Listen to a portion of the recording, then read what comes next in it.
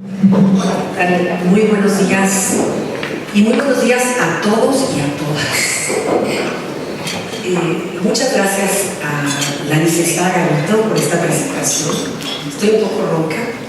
Y muchísimas gracias a la Fundación Iberoamericana de Ulises por esta oportunidad de compartir con este grupo de personas que nos encontramos aquí.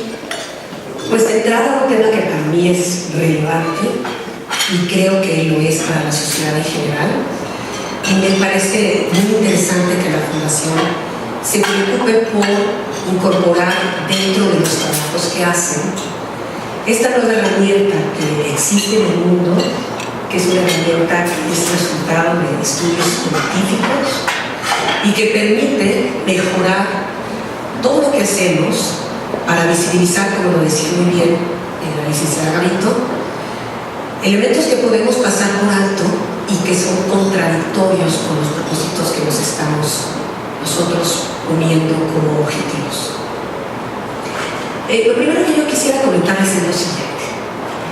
Esta es una plática de amigos. Cualquier persona que quiera en cualquier momento levantar la mano, preguntar algo, siéntase con toda la confianza de hacerlo. Me gustaría que buena parte de lo que platiquemos hoy sea fruto del diálogo, de las inquietudes que cualquiera de las personas que está aquí tenga y de las posibles respuestas que yo pueda ofrecer para esas inquietudes. Entonces, en principio, por favor, en el momento en que quieran hacer una pregunta o quieran hacer un comentario o quieran agregar algo a lo que yo estoy diciendo, por favor, siéntanse con toda la confianza. Y lo segundo es que cuando preparé esta presentación me costaba un poco de trabajo saber exactamente a quiénes me iba a dirigir y cuáles eran sus intereses particulares. Entonces, la presentación tiene algunas cosas que van a ser datos interesantes, pero que de ellos podemos irnos a otros lados y a otras áreas de discusión. Quisiera primero empezar por puntualizar una cosa. Si ustedes se fijan, cuando Conchita leyó los cargos que yo había tenido, tanto en la Fiscalía Especial para la Atención de la Violencia contra la Mujer y Trata de Personas, como en la Secretaría de Gobernación, en la Comisión Nacional para Prevenir y Erradicar la Violencia contra las Mujeres, hay un dato particular que puede resultar interesante. ¿Por qué hacer desde el Estado mexicano áreas específicas que atiendan la violencia contra las mujeres? Porque pudiera parecer que tenemos las mujeres un privilegio, en el sentido de hay áreas específicas que están tratando la violencia contra las mujeres, pero ¿y la violencia contra los hombres? ¿Y la violencia contra los niños, las niñas? ¿Y la violencia en general? Bueno, pues resulta que es cierto. La violencia es reprobable en todas sus expresiones. Y la violencia es reprobable sea quien fuera el receptor de una acción violenta. Pero hay una especificidad en la violencia contra las mujeres. Esta especificidad de la violencia contra las mujeres ha sido visibilizada, se ha puesto de manifiesto gracias a la labor de muchísimas personas en la historia del mundo que han levantado la mano y que han dicho, oigan, hay algo especial, hay algo particular que está pasando en el mundo. Y este es un fenómeno específico que tiene que ver con el 50% de la población mundial, que somos las mujeres. Porque la violencia en contra de las mujeres es una violencia diferenciada a la violencia en general.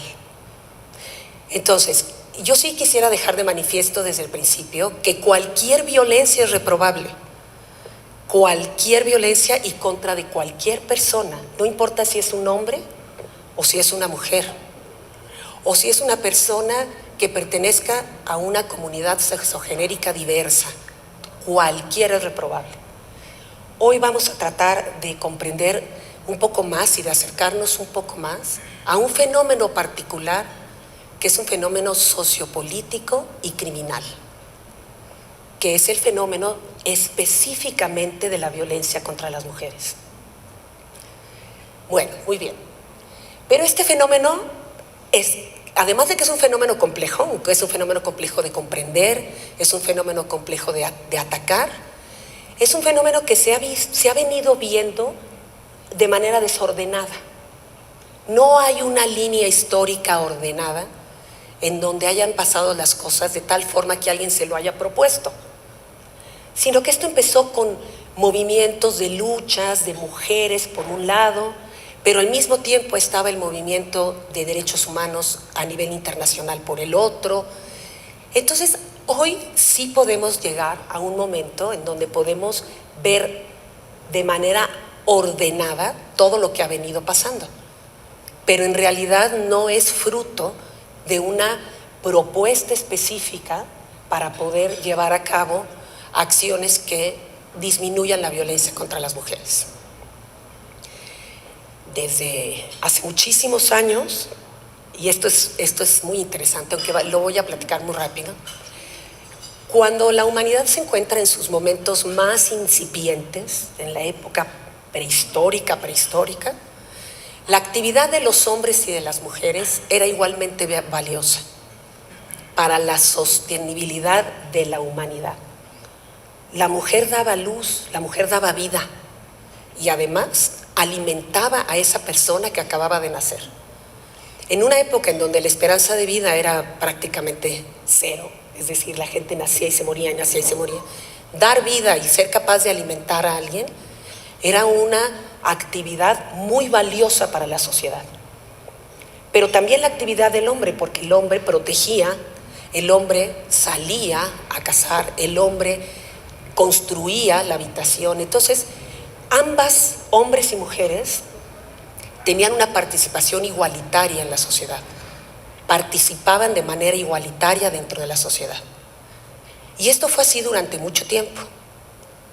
Cuando se va transformando la sociedad y se va transformando la economía, y aquí entra una rama del feminismo, entonces lo que se pone de manifiesto es que los hombres empiezan a tener una vida pública, porque siguen desarrollándose y desempeñándose fuera del hogar. Su aportación a la sociedad más importante se da fuera del hogar, en el trabajo exterior.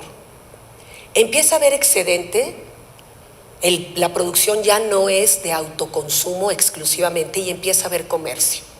Y junto con el comercio empieza a haber moneda.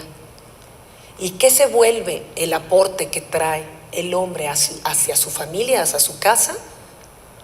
Dinero. Dinero con el que se compran otros productos. ¿Y cuál es el aporte más importante que hace la mujer? El cuidado de los hijos, el cuidado de la casa y todo lo que eso implica. Esto está muy bien, pero eso empieza a posicionar al hombre en el ámbito de lo público y a posicionar a la mujer en el ámbito de lo privado y en el ámbito de los trabajos no remunerados. Y ahí empieza a gestionarse una figura que ustedes la escucharán muchísimo en la lucha feminista, que se le va a llamar después el patriarcado, el paterfamilias. Durante la historia de la humanidad, en muchos momentos históricos, la mujer inclusive no era considerada persona. En la legislación romana, de la cual nosotros somos herederos, la mujer, estrictamente hablando, en términos legales, no era persona. Era cosa. Igual que los esclavos, aunque en un estatus diferente. Pero realmente la persona, quien tenía personalidad jurídica, la única persona que tenía personalidad jurídica era el hombre. Y esto empieza a generar una forma de sometimiento, porque entonces el poder exterior del hombre se vuelve el poder interior del hombre en la casa. Y finalmente la figura de autoridad dentro de la casa se convierte el hombre. Yo quiero decirles que esto que estamos platicando no son sus familias, no necesariamente son ustedes, porque luego hay gente que levanta el dedo, uy, si tú conocieras a mi esposa. Sí, eso lo sé, perfecto. No son ustedes. Estamos hablando, digamos, de una realidad universal, externa y de mucha gente. No necesariamente somos nosotros. Entonces, esto no tiene ningún problema. La sociedad se organiza así y vamos caminando. Y entonces los hombres viven en la vida pública, las mujeres en la vida privada, y hay de todo, ¿no? Hay mujeres muy felices porque están dentro de su hogar y eso es lo que quieren hacer y eso los hace muy felices, y señores que trabajan también muy felices afuera y se complementan muy bien y no pasa nada. Y además nadie tiene por qué juzgar las decisiones personales de cada quien. Pero cuando esto sigue caminando en la historia de la humanidad, y entonces la mujer dice, oye, pero espérame, es que fíjate que yo sí quisiera pasar de lo privado a lo público. No. A ver, ¿cómo? Es que yo quiero votar. ¿Por qué? Pues porque quiero elegir a mis gobernantes. ¿Para qué? Si tú, ¿qué tienes que tú? No puedes ni crearte una opinión de lo que pasa en la vida pública si estás viviendo en la vida privada. Y empieza entonces a haber una ruptura. Esto se hace muy fuerte debido a la Primera y la Segunda Guerra Mundial. En la Primera y la Segunda Guerra Mundial los hombres se fueron al campo de batalla, algunas mujeres, las menores. ¿Y quiénes sustituyeron a los hombres en las fábricas? Las mujeres. Las mujeres tuvieron que entrar a las fábricas para fabricar armamento, básicamente. Pero cuando acaba la guerra, regresan los hombres y a esas mujeres les dicen, muchas gracias, puedes regresar a tu hogar. Y muchas de ellas dicen, no, yo no puedo regresar a mi hogar porque yo necesito trabajar. Mi esposo murió en la guerra, necesito dinero. Y empieza un desequilibrio desde entonces que no ha concluido. Entran las mujeres a trabajar, pero con sueldos menores, con condiciones de trabajo desiguales, pero con una enorme necesidad de trabajar. Y ahí va avanzando el mundo, 1948, y viene, bueno, yo ni le he movido aquí, ¿verdad? Ay, perdón. El triunfo del reconocimiento de la igualdad como derecho humano. No sé qué impresión tengan ustedes de los derechos humanos o de las cartas de los derechos humanos o de la Organización de las Naciones Unidas, pero normalmente no se tiene la mejor de las impresiones. Por un lado, porque parece ser que ha habido un exceso en la protección de los derechos humanos. No nos gusta la protección de los derechos de las personas que están en situación de prisión, por ejemplo. Parece que defendemos más a los delincuentes que a las víctimas, etcétera, etcétera. Y también la ONU durante mucho tiempo ha tenido una imagen de ser un organismo brutalmente inútil, que se limita a cosas muy lindas y entonces cantan los muñequitos en Disneylandia, etcétera. Pero no podemos de ninguna manera menospreciar este cambio tan importante en la sociedad y en la humanidad. Y este es uno de los logros que nos tenemos todos y todos que enorgullecer de ellos. Los seres humanos aceptamos que los seres humanos somos iguales. Y eso, aunque parece una cosa obvia, es profundamente importante, es profundamente determinante en todo lo que hacemos. Y entonces en 1948 el triunfo del reconocimiento de la igualdad como derecho humano se vuelve un principio universal. Y a partir de ese momento tiñe todo lo que hacemos. En este momento, hoy, aquí, lo estamos viviendo. Por un lado, estamos hablando de un tema que tiene que ver con la igualdad y con la igualdad de las mujeres, además. Pero por otro lado, por ejemplo, las personas que hoy nos están colaborando con el servicio de las mesas tienen un régimen laboral que reconoce la igualdad. Y el hecho de que estemos nosotros aquí es porque tuvimos la libertad de decidir libremente, como personas iguales, si queremos estar aquí. podríamos no tener esa libertad. Entonces, el reconocimiento del derecho a la igualdad va desde lo más amplio hasta lo más particular, hasta lo más simple. Pero el derecho a la igualdad es un derecho por el que se lucha todos los días. Los derechos no se dan, no se regalan, se lucha por ellos, siempre. Todos los derechos, aun cuando ya están reconocidos, hay que hacerlos efectivos, hay que hacerlos reales. Y eso significa una lucha. Entonces, el triunfo del reconocimiento de la igualdad como derecho humano surge a partir de la Declaración Universal de los Derechos Humanos, en donde se reúnen en todo el mundo para decir lo que pasó en la Primera y la Segunda Guerra Mundial no puede volver a pasar. El juicio de Nuremberg, por ejemplo, es un caso muy interesante porque una vez que triunfan los países aliados en la guerra, tienen una presión muy importante para que se juzgue, sobre todo a los militares alemanes. Y bueno, esta es una cuestión ya de política, no de justicia. Y entonces se crea un tribunal especial, violando los derechos humanos, para juzgar a un grupo de personas en una circunstancia especial por un delito que no existía. Todo eso es violatorio de los derechos humanos. Pero el mundo en ese momento lo necesitaba, políticamente lo necesitaba. Y se lleva a cabo entonces un juicio en contra de los militares alemanes por el exterminio de los judíos. Y hay una frase muy importante con la que se termina ese juicio, en donde le dicen a estas personas que ellos van a ser condenados a muerte o a prisión para toda la vida por haber cumplido el derecho, por haber cumplido la ley y haber violado el derecho.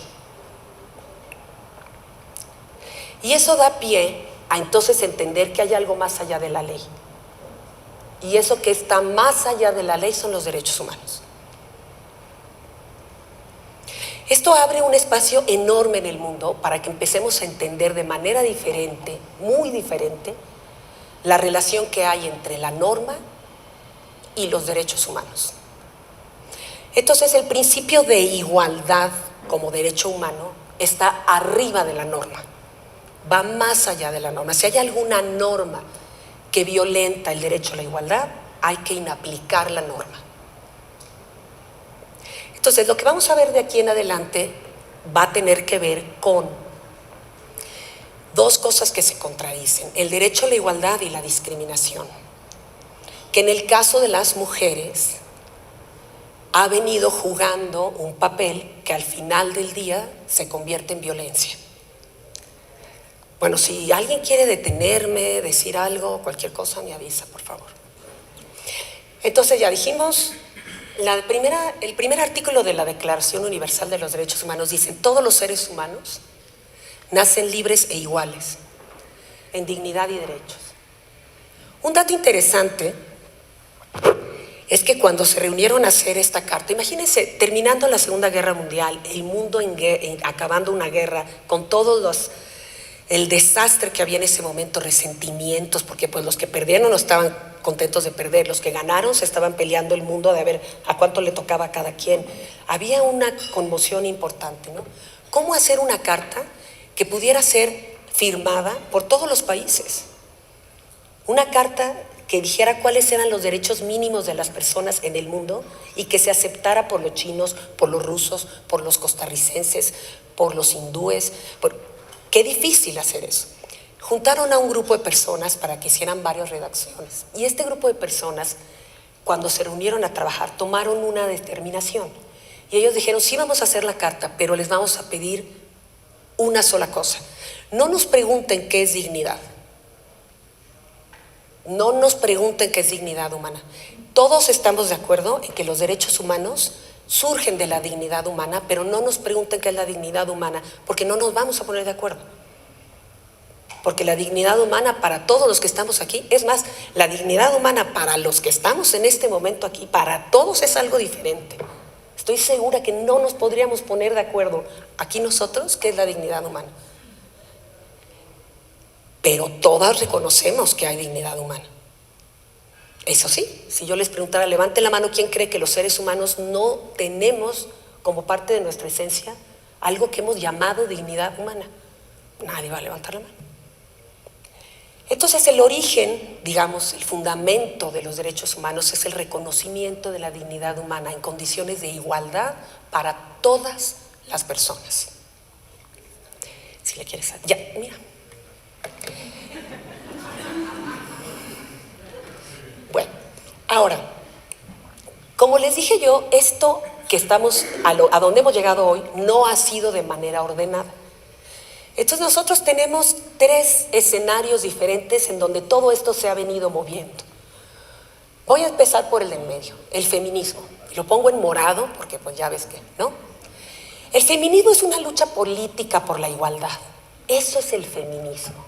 El feminismo no le importa la ley, no le importa la teoría. El feminismo sale a la calle y dice, mueran los machos ya.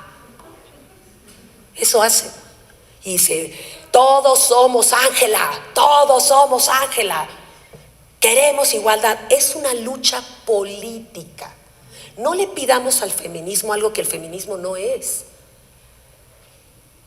¿Y cómo se ha logrado visibilizar toda esta problemática de las mujeres? A través de una lucha política. Las primeras feministas fueron guillotinadas, encarceladas. De verdad. Y ellas fueron las que inventaron todos estos métodos de protesta, de bombas, de salir a la calle, de pintorrajear, como ahora nos enoja tanto que pintorrajeen los monumentos. Ellas así lo hicieron. Entonces, eso es el feminismo, es una lucha de poder. Y lo que trata de ellos es que es una lucha disruptiva, es violenta, busca llamar la atención. Eso es y ¿a poco no lo logran? A lo mejor no nos gusta, pero esa es su estrategia. Ellos quieren poner la agenda de la violencia contra la mujer y la discriminación en el tema de discusión y lo han logrado. Por otro lado está el ámbito normativo, la norma. A partir de 1948 y algunas cuestiones posteriores se ha incluido dentro de la norma los derechos de igualdad de la mujer en muchas formas, en muchas maneras. Ese es otro discurso, completamente diferente. Si nosotros leemos la Constitución Política de los Estados Unidos Mexicanos, el artículo 1 de nuestra Constitución es casi igual al artículo 1 de la Declaración Universal de los Derechos Humanos. Que dicho sea de paso, cuando se hizo la Declaración Universal, el artículo 1 decía todos los hombres son iguales. En el texto original así decía, todos los hombres nacen iguales. Y una mujer levantó la mano y dijo, oigan, ¿y si ponemos todas las personas? Y entonces se cambió. Entonces nosotros tenemos un marco normativo que establece el principio y el derecho a la igualdad en todas las normas y prohíbe la discriminación. Es otro ámbito. Ahí tenemos a nuestra presidenta de la Suprema Corte de Justicia haciendo acciones positivas a favor de la igualdad de las mujeres muy importantes, pero desde el ámbito normativo. Pero por último tenemos el lado verde que está de este lado, que es la teoría de género. La teoría de género es resultado de una producción científica. Es decir, lo que hoy sabemos de la teoría de género es resultado de un estudio científico. Pero muchas feministas han desarrollado la teoría de género. O muchas personas que se dedican al estudio de género a su vez son feministas. Lo que para nosotros es importante, y cuando salgamos a la calle y escuchemos, es que veamos en dónde estamos parados, de qué tipo de discurso estamos hablando.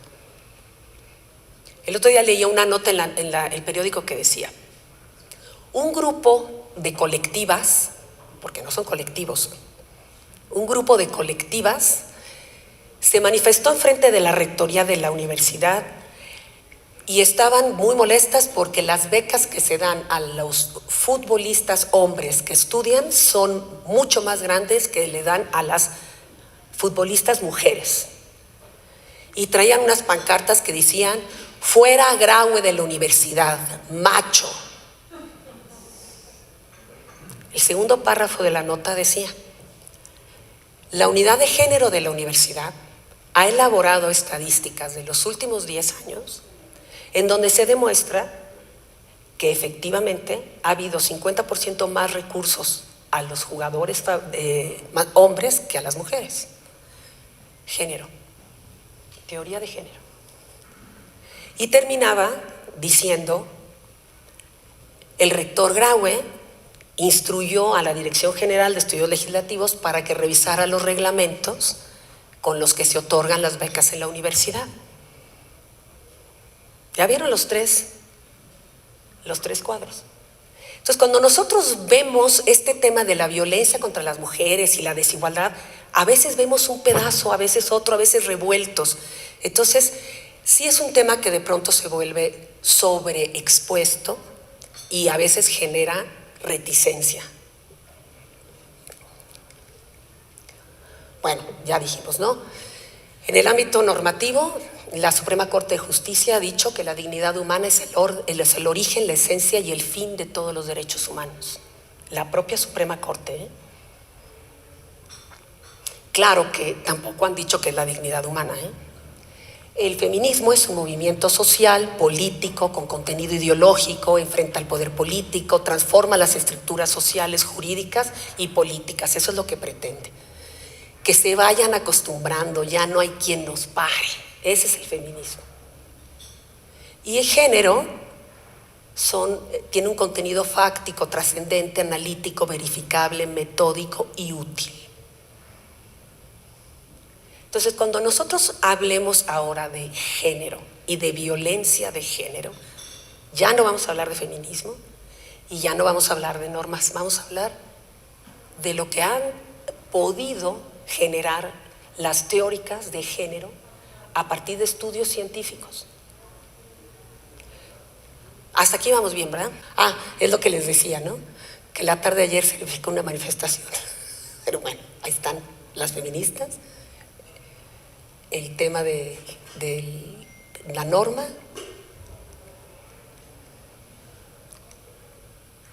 No, ahora sí cámbiale. Y el género, una cuestión estadística. Ahora sí. Sí. Ok, vamos entonces a ver, muy simple, de veras, hay doctorados en teoría de género, me explico, en la historia del feminismo, en una de las autoras de la historia del feminismo. Esto que vamos a ver ahorita es muy sencillo. ¿Qué es lo que nos vino a decir la teoría de género? Tenemos nosotros una divergencia entre lo que es el sexo y lo que es el género. El sexo es una condición biológica que se da por naturaleza, pero el género es una construcción social. Lo que pasa es que como esto surge de teóricas norteamericanas, para ellas la palabra sexo y género no funciona igual. Para ellas el gender sería prácticamente lo mismo, pero nosotros sí lo podemos diferenciar así. Entonces una mujer es mujer, biológicamente es mujer. Un hombre es hombre, biológicamente es hombre. Pero el género lo construye la sociedad. Por eso la violencia es de género. Por eso se llama feminicidio, no mujericidio. Porque lo que se está matando y por lo que se está matando a una mujer es por su condición femenina, no por su condición de mujer. Entonces, lo primero que ellas dicen, y hablo de femenino porque casi todas son mujeres, lo primero que ellas dicen es, y lo decía Simone de Beauvoir, no se nace mujer, se llega a ser mujer. ¿Por qué? Porque la sociedad nos determina. Y entonces, vean cómo la figura del lado izquierdo, ya estamos determinados. La mujer se va a dedicar a las labores del hogar, su color preferido es el rosa. El hombre tiene una vida pública exterior al hogar y su color preferido es el azul, ¿eh? Cuidado y les vaya a gustar el rosa. Entonces, esta parte de acá pareciera muy simple, pero si nos volteamos a ver, nada más las personas que estamos aquí, estamos imbuidas de género. Yo no veo a ningún señor con un vestido y a ninguna señora con una corbata. Estamos imbuidos de género. Ok, entonces tenemos y vivimos dentro de una cultura de género. Ya sabemos que cultura es aquello que todos aceptamos, repetimos y además valoramos.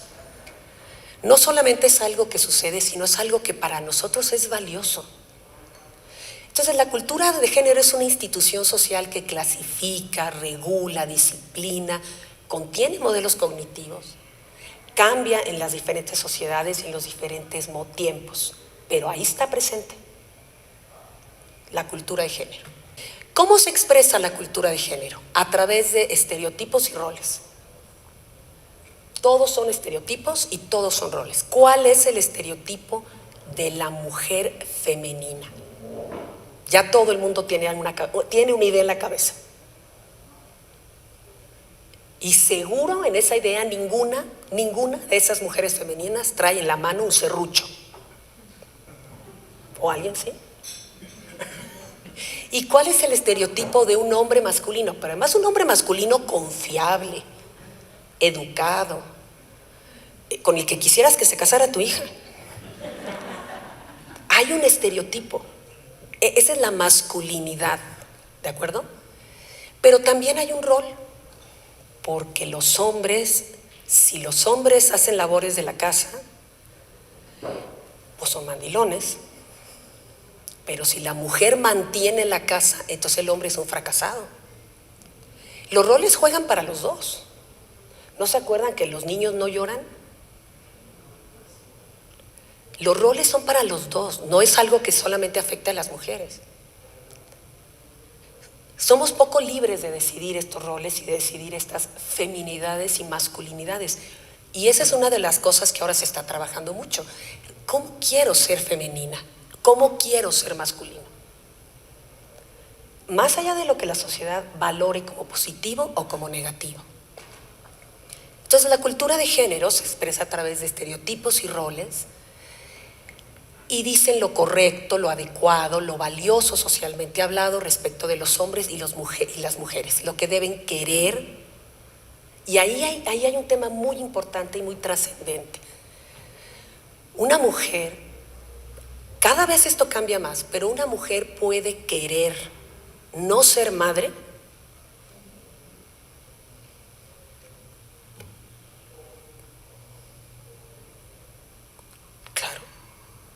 pero no va con el estereotipo. Es más, a veces ni te lo preguntas, ¿no? Entonces, la cultura de género incluso afecta lo que puedes y debes querer, lo que puedes y debes pensar, lo que puedes y debes hacer o disfrutar. Es que a mí me encanta irme a jugar billar a un bar de billar de hombres. Tú te lo ganaste, ¿eh? ¿Para qué te vas y te metes a esos lugares? Esos lugares no son para mujeres. Esa es la cultura de género, que regula, disciplina. Hasta hoy, va cambiando, pero hasta hace muy poco, una mujer que iba y presentaba, por ejemplo, una denuncia por un asunto de violación, lo primero que le preguntaba el Ministerio Público es: ¿y por qué estabas a las 3 de la mañana en ese lugar? Pues porque quiero. No, se me hace que. ¿Y por qué estabas vestida así? Pues porque quiero. No, fíjate que. Y entonces empieza la cultura de género con sus valores, con sus roles, con sus estereotipos, empiezan a ser una administración de justicia desigual. Resulta que la víctima deja de ser víctima porque ella provocó, porque ella no tenía nada que estar haciendo a esa hora ahí, etcétera, ¿no? Pero también la cultura de género define lo que se debe entender por masculino y femenino. Aquí vamos a empezar ya a diferenciar entre mujer femenino, hombre masculino. Mujer es sexo, femenino es género. ¿Ok? Pero otra cosa muy importante es que también la cultura de género define y determina cómo se comportan los hombres y las mujeres entre sí. ¿Qué le toca a uno y qué le toca al otro? Yo alguna vez platicaba y les decía, ¿no les hubiera encantado, les pregunto a alguna de las mujeres que están aquí, haber un día ido a las 5 de mayo, comprar un anillo, poner una cena así espectacular en un lugar, llegar, hincarse y decirle a su novio, ¿te quieres casar conmigo? A mí me encantaría. Pero eso no hacemos las mujeres. Porque entonces las mujeres somos unas ofrecidas, somos unas lagartas. No. Es el Señor, ¿no? Y pobre Señor, porque qué horror. O sea, vete a comprar un anillo, a ver si te dicen que sí. O sea, no es fácil, ¿no? Pero entonces también las mujeres y los hombres, la cultura de género determina cómo se relacionan entre sí. Y aquí vamos a dar, ahorita lo van a ver más adelante, un brinquito muy importante a esta violencia que ya es una violencia feminicida. Si ustedes se fijan en la imagen está llena de roles y de estereotipos. Llena. ¿Está mal? No. ¿Es criticable? Claro que no. Si ella se quiere vestir así, qué bueno. Si él se quiere vestir así, qué bueno. Pero que lo hagan porque quieren. No porque hay que cumplir con un rol y con un estereotipo. Yo así me quiero vestir, perfecto. Pero no porque estás cumpliendo con un rol y con un estereotipo.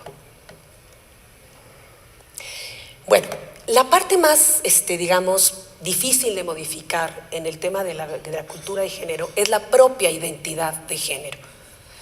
Cómo las personas asumimos esa identidad y después es muy difícil inclusive darnos cuenta de que muchas de nuestras decisiones están movidas por esa identidad de género. La identidad, la propia identidad nos determina cómo me ubico en la sociedad, qué percepción tengo de mí misma, cómo me relaciono y interactúo con otras personas, mi desarrollo psíquico, económico, los recursos y oportunidades a los que creo que puedo y debo y tengo derecho de acceder. La posibilidad de acceder o de tentar el poder y la capacidad de decidir el propio destino. Pero fíjense bien, la capacidad de decidir el propio destino. ¿Le pones? Bueno.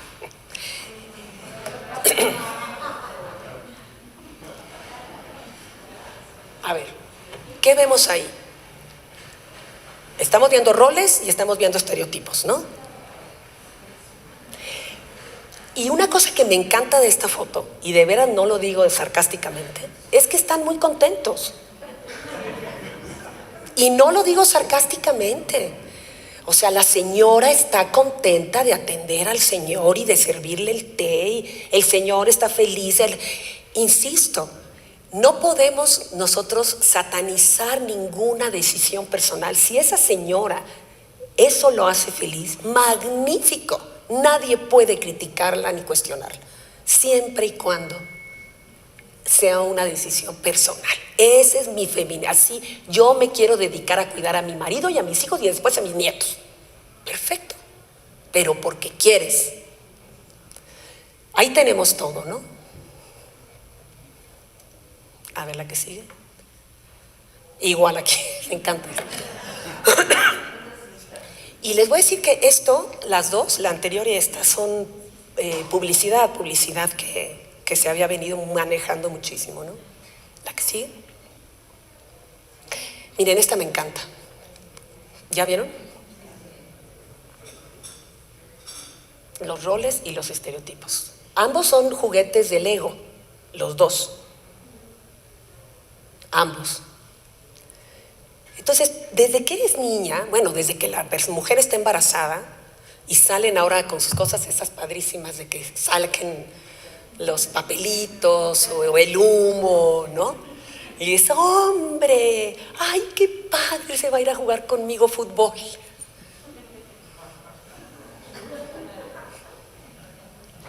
Y el humo que sale del globo cuando es mujer, ¿de qué color es? Rosa. Y entonces inmediatamente corremos a comprar una cunita para regalarle una cunita y una estufita. Y al niño le regalamos un carrito y un balón. ¿Por qué? Porque vivimos en una cultura de género.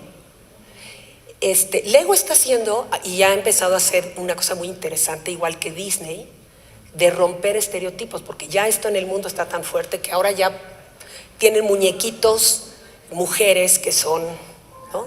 No han llegado a ser muñequitos con delantales, eso todavía les falta. Pero sí están conscientes que tienen que romper con la cultura de género. Y Disney también. Disney cambió La Bella Durmiente por Pocahontas. Cambió Blancanieves por Valiente. Si ustedes se fijan en las últimas películas de Disney, el centro de la película es la mujer y no alrededor del hombre. Ya es una mujer que es por sí misma, que tiene sus sueños, sus intereses, sus ideales. Y si está acompañada con un príncipe azul, pues qué maravilla. Pero si no está acompañada por un príncipe, pues se lo perdió el príncipe azul, ¿no? Bueno, a ver, de primer golpe, a ver, Ana María, ¿tú cuál dirías que es el hombre y cuál la mujer? El verde es el hombre. Es un estereotipo. Yo no puedo hablar más de 3 segundos por el teléfono, pero conozco muchos hombres que podrían hablar 1 hora felices por el teléfono. Es un estereotipo. Miren, llevo haciendo estos cursos y estos años, nunca he visto a alguien que diga que el hombre es el rosa. Es un estereotipo. ¿La que sigue? ¿Eso representaría sexo o género? Sexo. Pero vamos a la que sigue.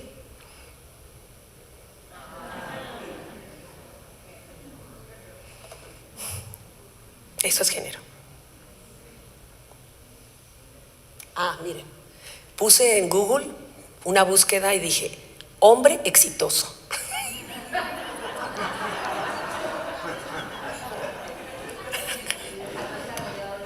Ese es el hombre exitoso. Ese es el hombre exitoso. Entonces tampoco a los hombres los dejamos salir de su estereotipo y de su rol. Es decir, eso es el hombre exitoso.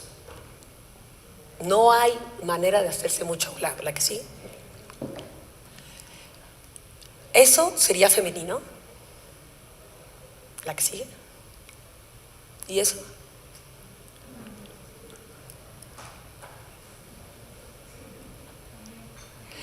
Entonces, para que podamos probar que efectivamente existe esta dicotomía, incluso nosotros a veces decimos es una mujer poco femenina. ¿Se fijan?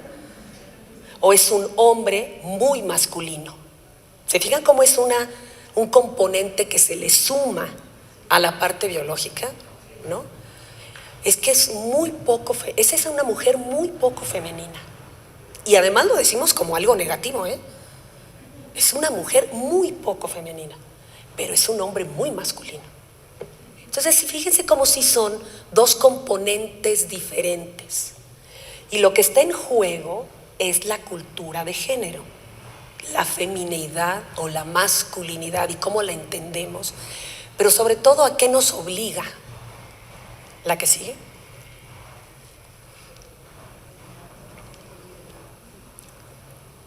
¿Eso es masculino? Yo diría que es absolutamente masculino. Es lo que es. ¿La que sigue? Entonces, la teoría de género diferenció en lo que se entiende entre mujer femenino y hombre masculino. Entonces, por favor, cuando pensemos allá afuera nosotros, cuando estemos diseñando algo, si vamos a hacer un desayuno de mujeres, no tenemos por qué mandar una invitación con florecitas rosas. No hay por qué mandar una invitación con florecitas rosas. No es necesario. Eso es lo femenino. Pero lo femenino es resultado de la cultura de género.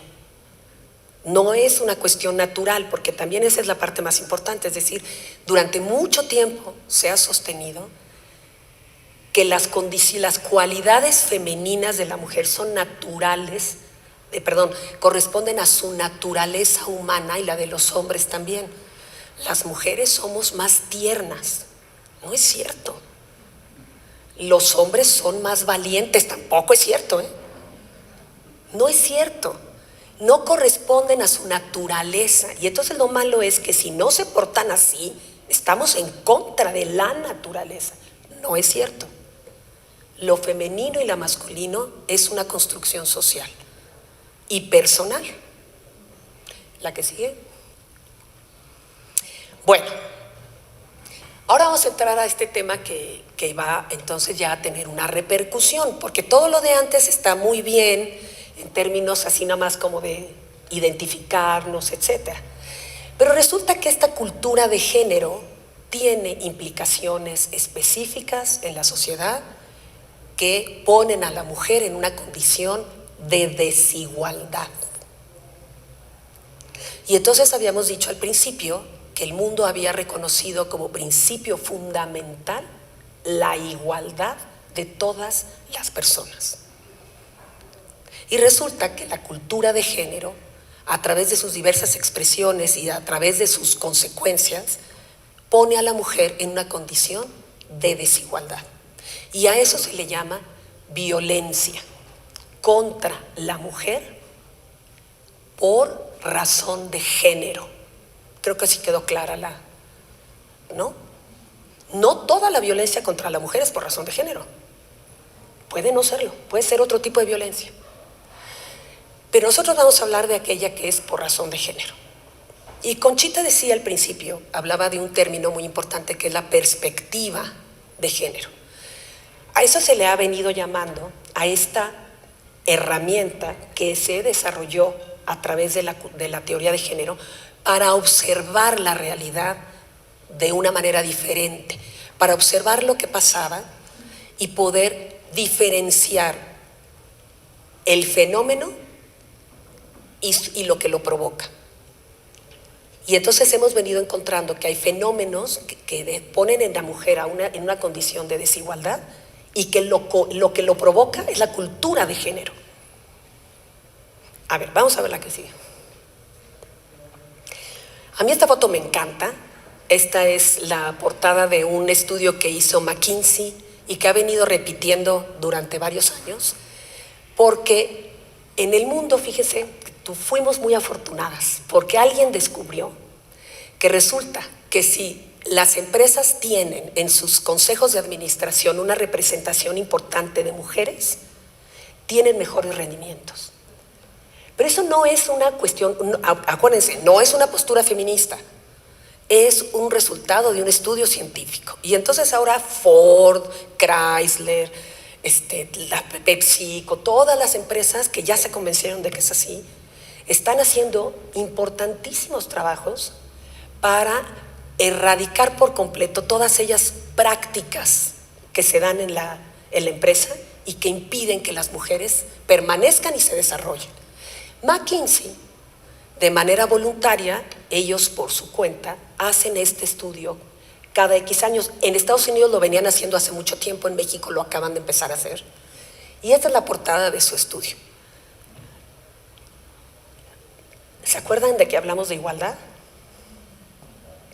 Aquí es a donde vamos a llegar. ¿Me pueden regalar un poquito de agua? Aquí es a donde vamos a llegar. ¿Los dos son personas? Sí. ¿A ninguno de los dos está amarrado con un grillete? No. Pero las condiciones no son de igualdad.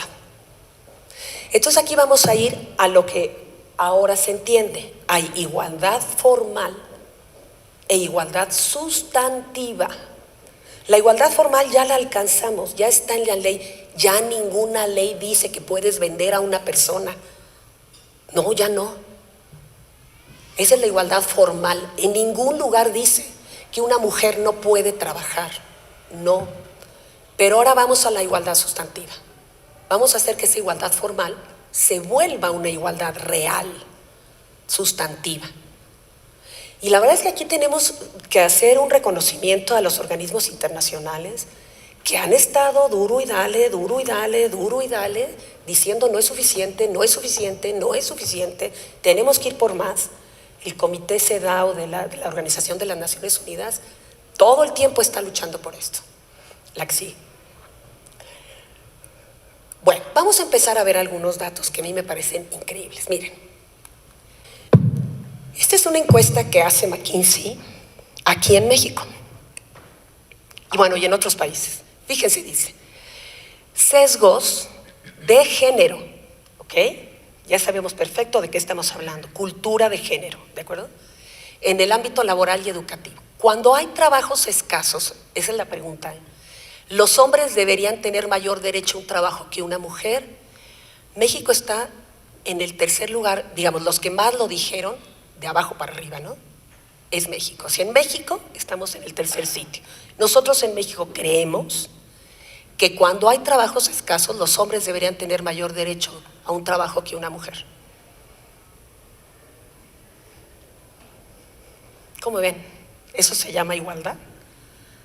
Si con esta lógica decidimos la contratación, si con esta lógica hacemos los recortes, si con esta lógica decidimos la promoción en nuestras empresas, pues fíjense que aquí hay una ventaja en la mente de la gente, ¿de acuerdo? En la cultura. Una educación universitaria es más importante para un hombre que para una mujer. De todos estos países, quien más fuertemente opina eso es México. Eso pensamos en México. En general, los hombres son mejores ejecutivos que las mujeres. Eso pensamos en México. ¿No les da coraje? Fíjense bien, creencias sociales de género en el ámbito laboral y educativo. Si una mujer gana más dinero que su esposo, es casi seguro que esto ocasionará problemas.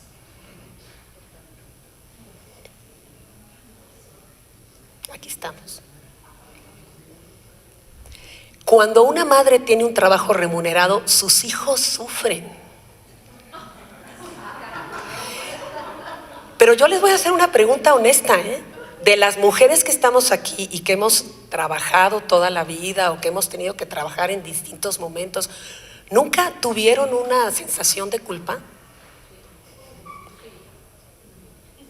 Desde luego que sí, porque una mujer que no le ayuda al niño a hacer la maqueta de la granja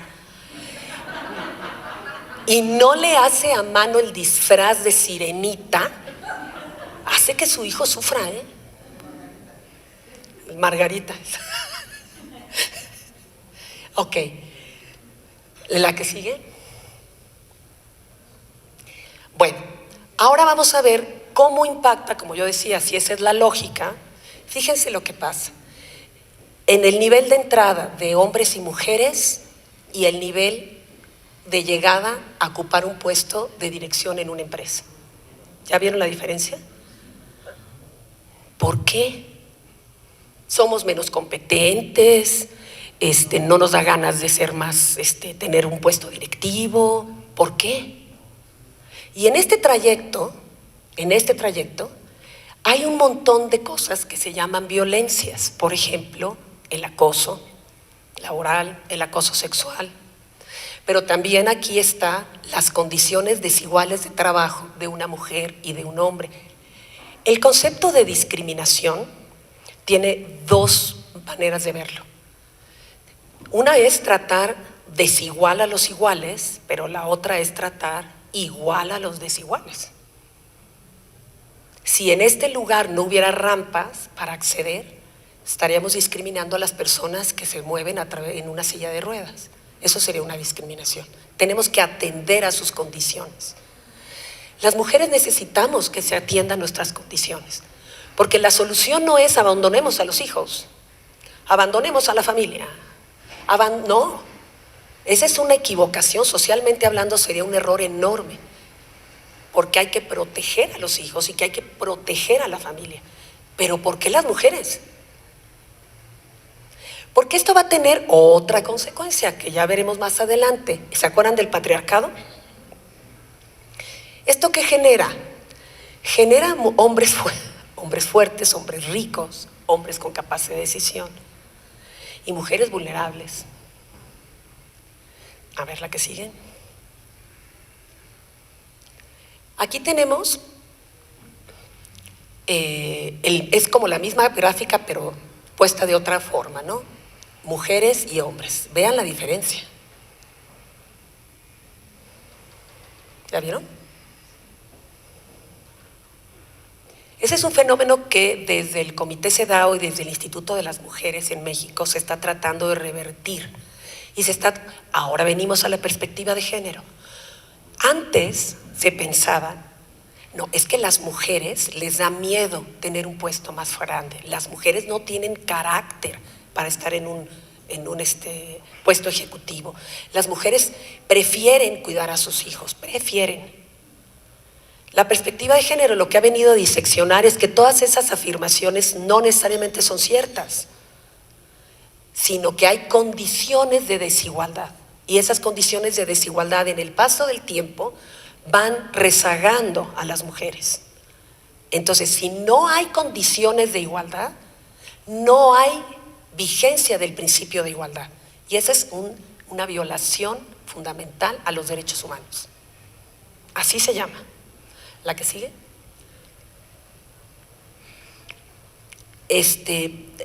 Tasa de promoción en hombres en relación con las mujeres. Canadá, España y México. ¿La que sigue? Representación de mujeres en rangos corporativos. ¿Ya vieron aquí? ¿La que sigue? Y esta es interesante porque es el salario promedio de una mujer expresado en porcentaje contra el salario de un hombre. Las mujeres ganamos menos en el mundo. Es un hecho. No es un discurso. Lo que yo quiero es que diferenciemos. No es un discurso, no es un acto feminista, no. Es un hecho. En el nivel de comité ejecutivo, una mujer gana 22% menos que un hombre. La pregunta es por qué, y la perspectiva de género nos debería de dar la respuesta. La que sigue. Esta es bien interesante, miren, es la tasa de participación en la fuerza laboral. Esta la tomé de la ENOE, de la Encuesta Nacional de Ocupación y Empleo del 2023. Fíjense cómo, aquí está, el total, los hombres y las mujeres, ¿no? O sea, las mujeres son el colorcito aquí, ¿Dónde están estas mujeres que no están aquí? ¿Dónde están? En los cuidados no remunerados y sobre todo, ¿saben qué? No sé si puse esa gráfica, creo que sí, sí está. En el trabajo informal. ¿La que sigue? Aquí está la población de 15 años y más según condición y actividad económica, ocupación y disponibilidad. Los hombres, aquí está en el 2023, población económicamente activa, ocupada 34 millones, desocupada 874,000. Y las mujeres, ocupada 23, aquí hay un gap de 9 millones de mujeres. ¿Dónde están esas mujeres? ¿Aquí sigue? Fíjense cómo aquí cambia la tasa de informalidad laboral. ¿Quiénes están en una situación de mayor informalidad en el trabajo? Las mujeres.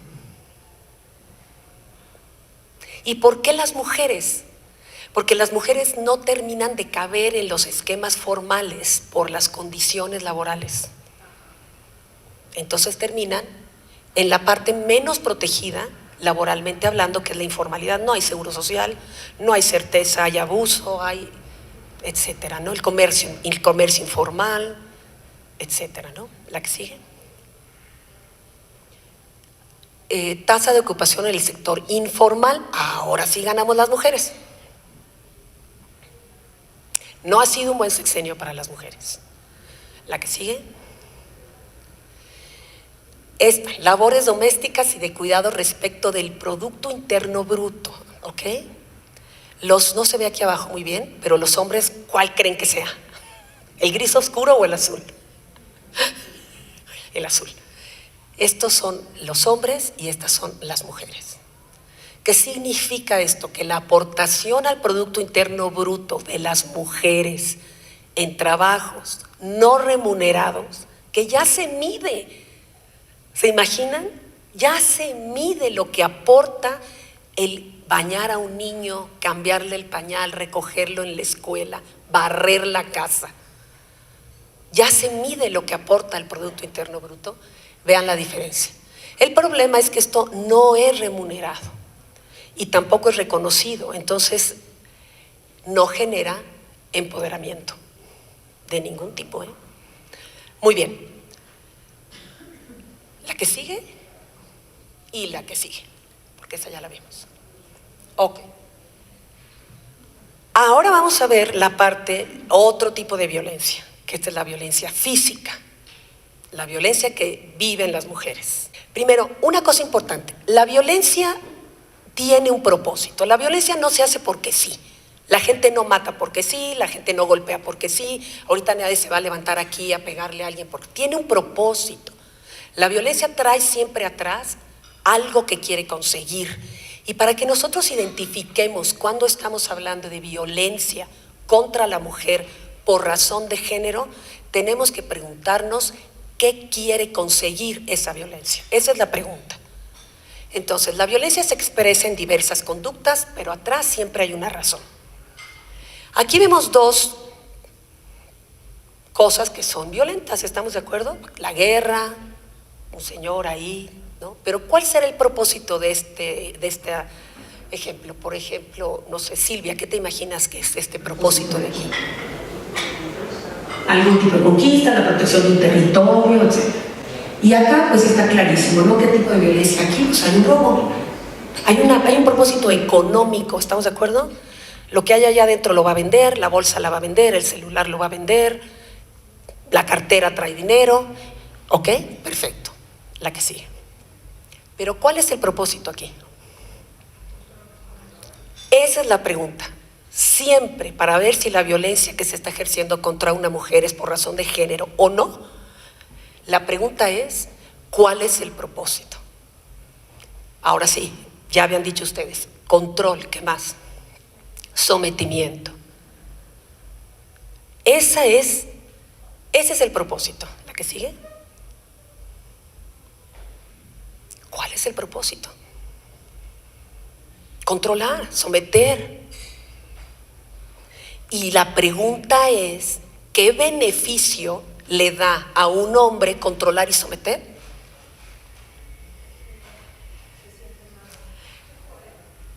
Fortalece su masculinidad a partir de un modelo de masculinidad. No todos los hombres son así, ni todas las mujeres sufren eso. Estamos hablando de un fenómeno específico, ¿de acuerdo? Entonces, la cultura de género, en estos casos, lleva a una violencia de género que genera lesiones y hasta la muerte. Por eso no es una cuestión así amable, teórica, linda, nada más. Es una cuestión de seguridad personal, es un asunto de seguridad. ¿La que sigue? Miren, aquí esta gráfica que ustedes ven la genera la Organización de las Naciones Unidas a través de una oficina que es la UNODC, que es la Oficina de las Naciones Unidas contra la Droga y el Delito. Es una oficina rara de las Naciones Unidas que se dedica a tratar de disminuir el delito en el mundo. Hasta hace muy poco empezó a medir con perspectiva de género el fenómeno de los homicidios diferenciados entre hombres y mujeres. Este es el total de hombres, esto es 2021. Este es el total de hombres que murieron en el mundo en una situación violenta. Violenta, no un accidente, sino que los mataron. Los homicidios de todos en el mundo. ¿Mueren más hombres que mujeres? Sí, desde luego que sí. Y es absolutamente reprobable la muerte de quien sea. Pero vamos a ver la diferencia. La que sigue. Proporción de hombres y mujeres víctimas de homicidio asesinados por su pareja o familiares.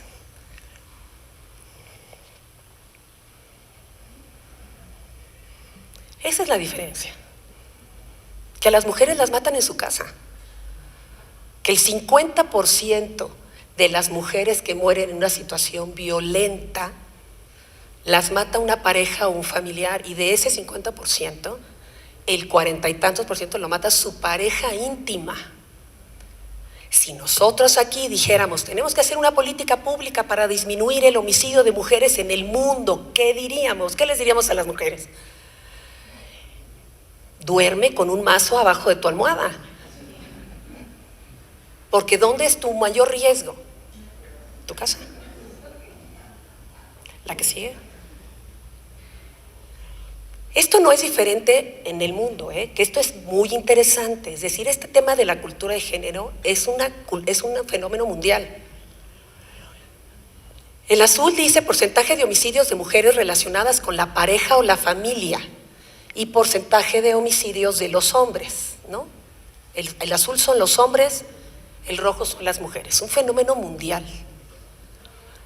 O sea, las mujeres las están matando sus parejas. ¿Y cuál es la ganancia? Volvemos a la pregunta, ¿por qué? ¿Qué está ganando? Nada. Reforzar su masculinidad en una cultura de género. ¿La que sigue? Estas son tendencias. Tendencias de homicidios de mujeres relacionados con parejas en América Latina. El azul es homicidio de una mujer por su pareja íntima y el rojo por la familia. La que sigue. Esto es América del Norte. La que sigue. Europa. La que sigue. Esta te va a gustar a ti, Silvia. Tasa de homicidio de mujeres indígenas y no indígenas.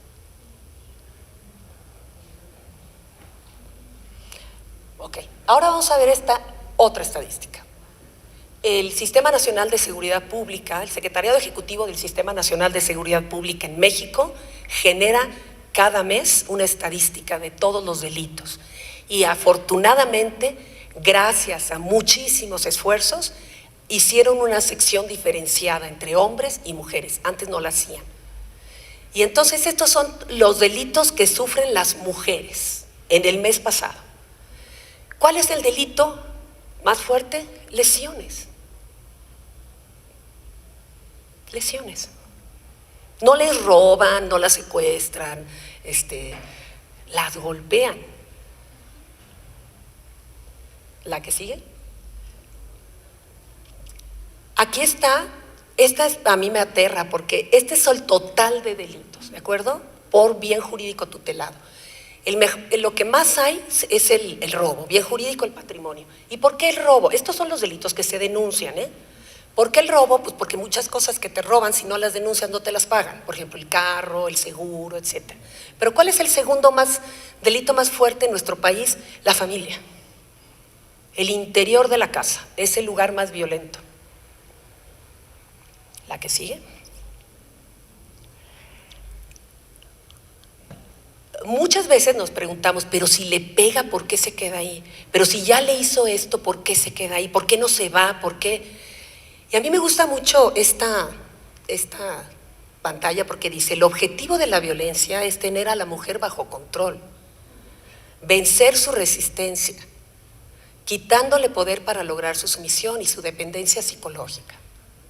En contra de lo que pueda parecer o lo que podamos creer, la violencia es más una herramienta para lograr el poder y ese control que una demostración o manifestación del mismo. Aparecerá en los momentos en los que el agresor ve peligrar su supremacía en la relación, independientemente de la conducta reactiva o sumisa de la mujer.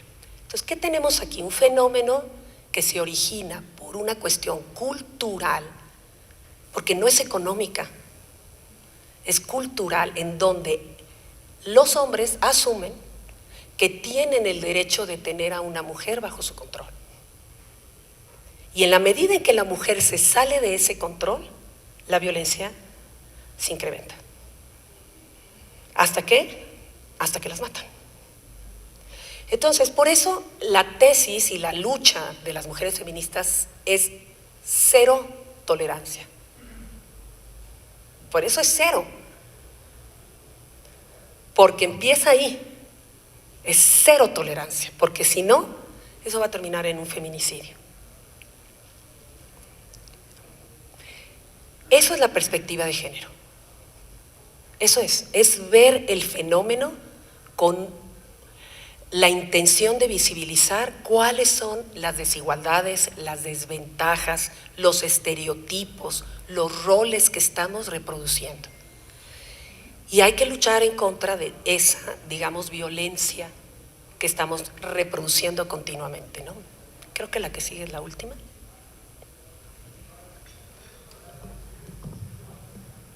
Bueno, yo aquí me quedaría, ojalá que haya sido clara, y me encantaría escuchar ahora de parte de ustedes qué opinan, qué piensan.